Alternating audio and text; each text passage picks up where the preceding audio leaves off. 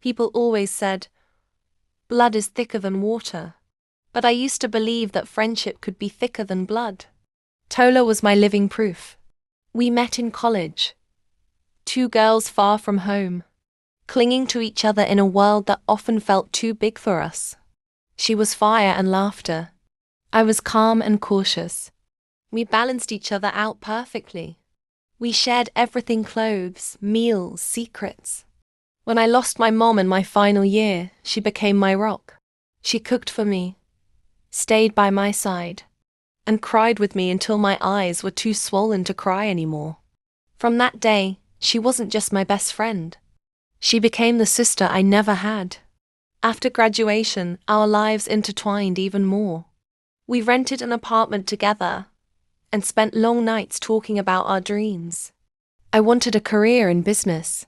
She wanted, well, everything. She was ambitious, restless, always chasing the next shiny thing. When I met Richard, she was the first person I introduced him to. He was charming, ambitious, and kind. And to my relief, she liked him instantly. "He's perfect for you," she whispered after that first dinner. "Don't let this one go." When Richard proposed, it was Tola who screamed the loudest, dancing around the room as if it were her own engagement. She stood by me through the wedding planning, cried as I walked down the aisle, and gave the speech that made everyone laugh and cry in equal measure. People often joked that Richard had married two women, me and Tola, and secretly, I was proud of that. I thought it was proof of how deep our bond was, how inseparable we were. I trusted her with everything: my keys, my passwords, my fears. When I had my first real fight with Richard, she was the one I ran to.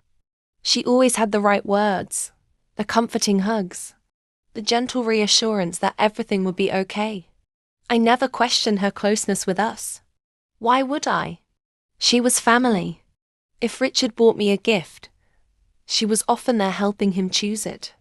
If we went on dates, sometimes she tagged along, and I never once saw it as strange. Looking back now, I see the cracks I chose to ignore. The way her eyes lingered on him a little too long.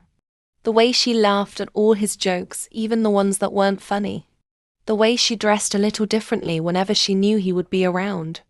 But back then I was blind. Back then, I believed I had both the perfect marriage and the perfect friend. Back then, I never imagined that the person I trusted most would be the one holding the knife. If only I knew the storm that was coming. When I think back to the early days with Richard, I still feel the flutter in my stomach. The kind that makes edgy. You believe in fairy tales. He was everything I had prayed for. Hard-working, kind, and ambitious. He had that smile that could disarm my worst days and words. That felt like a balm to my soul. Falling in love with him felt effortless, like my heart had been waiting all along. Richard wasn't just my husband. He was my best friend, my partner, my safe place. We shared dreams, made plans late into the night, and talked about building a future that felt too good to be true.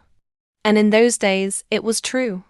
Tola, of course, was there every step of the way. She celebrated our anniversaries as though they were hers too, constantly reminding me how lucky I was to have a man like Richard. Sometimes she would joke, "If you ever get tired of him, send him my way." And we would all laugh. To me, it was harmless. To Richard, it was just Tola being her dramatic self. Never in my wildest dreams did I think those words were seeds of something darker. My home became a place of laughter. Richard and I hosted dinner parties, and Tola was always the first guest to arrive and the last to leave. She knew where everything was: the wine glasses, the spice rack, the spare bed sheets. She was so comfortable that sometimes Richard and I would tease her.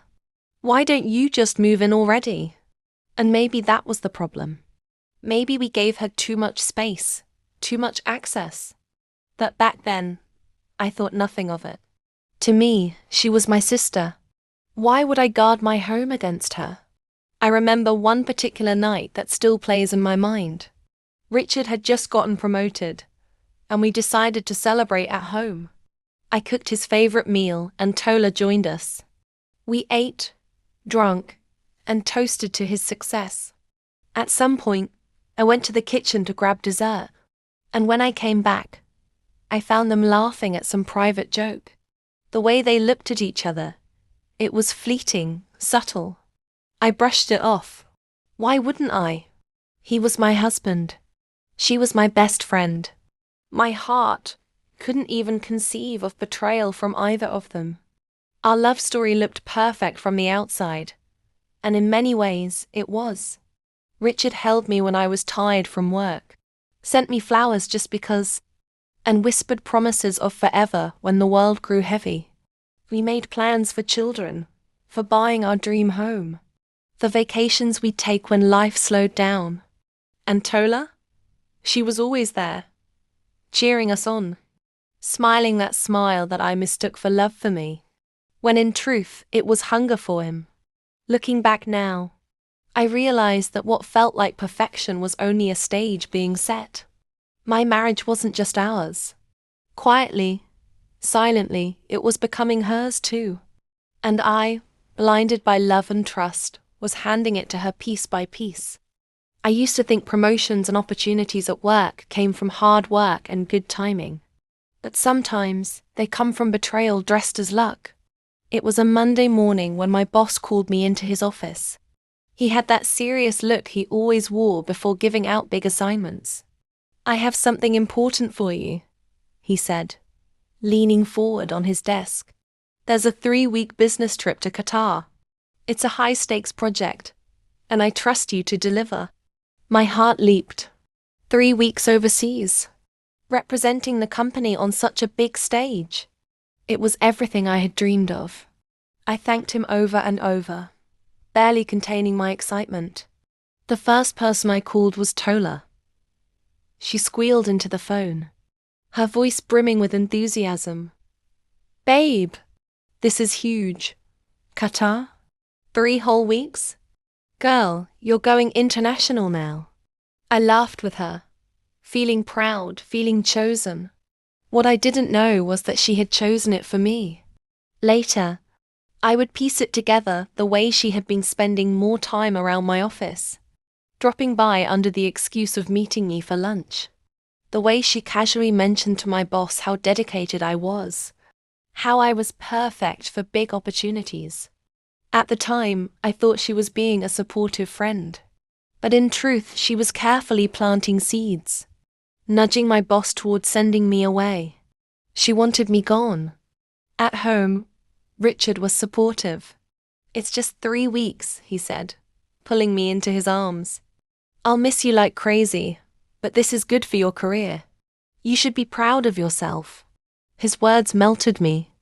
I kissed him, whispering how lucky I felt to have a man who believed in me. I didn't see the flicker in his eyes, the hesitation he quickly masked. The days leading up to the trip were filled with excitement. I shopped for new clothes, packed carefully, and practiced my presentation over and over. Tola was there, helping me fold outfits into my suitcase, encouraging me, her hands moving through my life with an ease that now feels like theft. "Don't worry about anything here," she said sweetly, zipping up my bag. "Richard will be fine. You just go and conquer Qatar. I'll even check in on him for you." At the time, I was touched. Who wouldn't be? My best friend looking out for my husband while I chased my dreams. What more could I ask for? When I boarded that plane, I had no idea what I was leaving behind. I thought I was stepping into opportunity, but in truth, I was walking straight into the trap she had set for me. While I worked in boardrooms and hotel rooms thousands of miles away, Tola was working her way into my home, into my husband's arms, into my life, into the one place I thought was safe. And the cruelest part, I had smiled as I handed it all to her. The day I returned from Qatar should have been one of celebration. 3 weeks of grueling meetings, presentations, and sleepless nights had finally paid off. I had impressed the clients, secured the deal, and earned recognition at work. I stepped off that plane glowing with pride, eager to run into Richard's arms, to feel the comfort of home. But home no longer felt like home. From the moment I opened the door, something felt off. The air was heavy, the kind of heaviness you can't explain, that can feel deep in your bones. Richard greeted me warmly enough, but there was a flicker in his eyes I couldn't quite place. His hug felt rehearsed, his smile strained. I brushed it off, blaming jet lag and my own exhaustion. But then the whispers started. It was subtle at first, neighbors giving me strange looks, colleagues dropping hints about how dedicated Tola had been while I was away. One even joked, "That friend of yours is practically family now, isn't she?" I laughed it off, but the unease grew heavier with each passing day. Then, one evening, as I unpacked my bags, I found something strange. A silk scarf, bright red, definitely not mine, tucked carelessly in my drawer. My stomach clenched. I knew that scarf. It was Tola's. At first, I told myself there must be a reasonable explanation. Maybe she had been helping Richard with the house while I was gone. Maybe she left it by mistake. But deep inside, a voice I didn't want to hear whispered the truth. Still, denial is powerful. I forced myself to believe the best, to silence the storm inside me. Until the night everything came crashing down. I had stayed late at the office, catching up after my trip, but I decided to surprise Richard with dinner. Something intimate, just the two of us. I picked up his favorite meal, smiling all the way home, imagining his face when he saw me walk in. What I walked into instead was a nightmare. There they were, in my bed, my sheets, my world. For a moment I froze, my body refusing to believe what my eyes were screaming. Tola was the first to see me, her face pale but defiant. Richard jumped up, stammering, reaching for excuses that dissolved in the thick, choking silence. I wanted to scream, to cry, to tear the walls down around me, but no sound came. My heart broke quietly, in the kind of silence that drowns you. Finally, I found my voice, shaky but sharp. "In my house? In my bed? The both of you?" Richard reached for me, but I stepped back as if his touch were poison. Tola didn't even flinch. Instead, she said the words that still haunt me. "You left him alone for too long. Did you really think he'd wait forever?" That was the moment my world ended. Not just because I lost a husband, but because I lost a sister. The knife she drove into my back cut deeper than his betrayal ever could. I left that night with nothing but my dignity and the pieces of a broken heart I wasn't sure I could ever put back together. The night I walked out of my house, it felt like I was leaving behind not just a marriage, but my entire life. The walls that once echoed with laughter now carried whispers of betrayal. My bed, once a sanctuary, was tainted. And the two people I loved most had become strangers overnight. For days, I couldn't eat. I couldn't sleep. I wandered through life in a haze, replaying the scene in my head over and over again. Richard's guilty face, Tola's defiant words. I asked myself questions that had no answers. When did it start? How long had they been lying? Was I truly so blind? The worst part wasn't the affair itself, it was the planning. Knowing that Tola had manipulated my boss to send me away. Knowing that every moment I was chasing dreams in Qatar, she was chasing my husband in my own bed. That knowledge gutted me in ways I can't explain. But grief has a strange way of reshaping you. At first, it buries you, smothers you, makes you want to disappear. But if you survive it, if you endure its fire long enough, it forges you into something stronger. Slowly, I began to fight my way back. I poured myself into work, arriving early, staying late, burying the pain beneath endless reports and presentations. At first, it was just a distraction, but soon, it became my salvation. My boss noticed, clients noticed, opportunities began to open. doors that had once been locked. For the first time in months, I felt a flicker of pride. Outside of work, I started therapy. At first, I hated it. Sitting across from a stranger, dragging up my wounds, made me feel exposed. But with every session, I began to see patterns I hadn't before. My trust had been pure, yes, but it had also been blind. I had given Tola too much access, too much power. I had ignored the warning signs because I didn't want to see them. And slowly, the tears became less frequent, the anger less consuming. I started taking care of myself, again eating better, going for runs, rediscovering hobbies I had abandoned for the comfort of married life. With every small victory, I felt the pieces of myself coming back together. Meanwhile, Richard and Tola's world began to crumble. It started with whispers, people in our circle distancing themselves, scandal following them like a shadow. Richard lost his job not long after, unable to balance the chaos he'd created. Tola? She moved from man to man, each relationship shorter and messier than the last. I didn't have to lift a finger. Their destruction was their own doing. And me? I was rising. Stronger. Wiser. Not whole yet, but no longer broken. One night, as I stood in front of the mirror, I looked at myself properly for the first time in months. The woman staring back wasn't the same woman who had boarded a plane to Qatar. She was scarred, yes, but she was also powerful. And for the first time since that night, I smiled. Because I realized something. Profound betrayal hadn't ended me. It had awakened me. They say revenge is best served cold. But I learned something different. The sweetest revenge isn't served at all. It's lived. Months passed, and the cracks in Richard and Tola's picture-perfect fantasy widened into craters.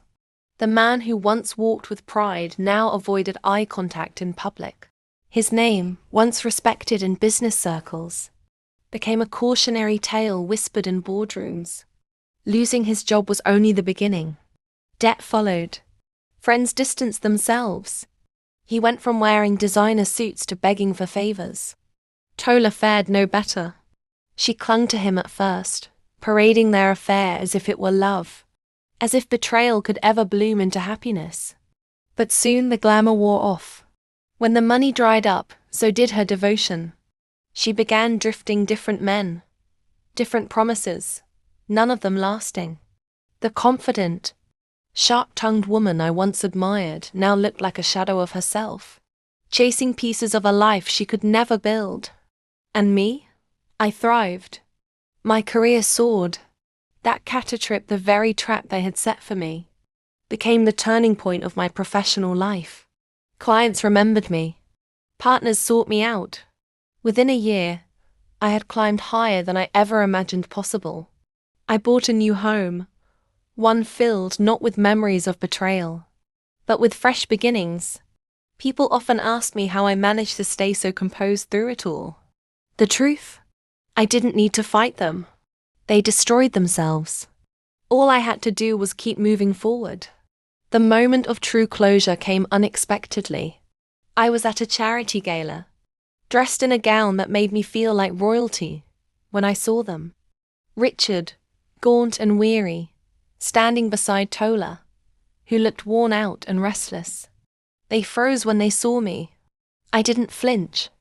I didn't rage. I didn't even speak to them. I simply smiled, calm, graceful, untouchable. I watched their eyes drop, their shoulders slump, their shame fill the room. In that moment I knew I had already won. Later that night, I sat alone in my new home, sipping wine by the window. For the first time, I thought of Tola not with anger, but with sadness. I mourned the sisterhood we once had, the bond she had shattered for nothing more than stolen nights. And strangely I pitied her, because betrayal doesn't just wound the betrayed, it also curses the betrayer. As for Richard, he became nothing more than a chapter one had closed. The love we once shared was buried beneath his choices, and I no longer carried the weight of it. I realized then that revenge wasn't about watching them fall. It was about rising higher than they ever expected me to. It was about living so fully that their memory couldn't cage me anymore. And so, I lifted my glass to the night sky and whispered, "Thank you for betraying me. You thought you buried me, but you planted me instead." And with that, I finally felt free.